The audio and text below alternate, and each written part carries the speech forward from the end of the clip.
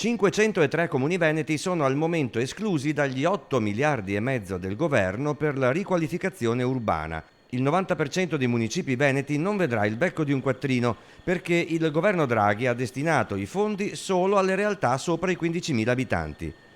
La mobilitazione dei sindaci dei comuni medio-piccoli del Veneto è appena iniziata, pronta una mozione da far votare nei consigli comunali e da spedire al governo e al presidente Mattarella.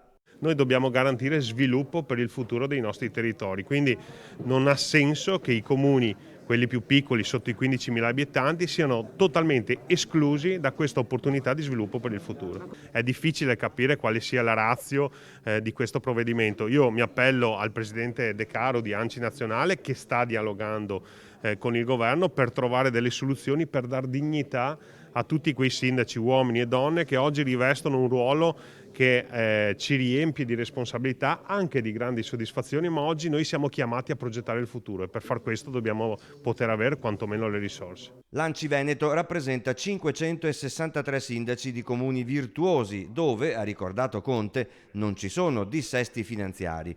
La mozione dei primi cittadini veneti è la prima in Italia. Altre regioni hanno chiesto di poterla copiare. La svista del governo va rimediata, a meno che, ha ironizzato il sindaco di Cinto Euganeo Paolo Rocca, a Roma non abbiano pensato che si guadagna più consenso nei grandi centri che nei piccoli.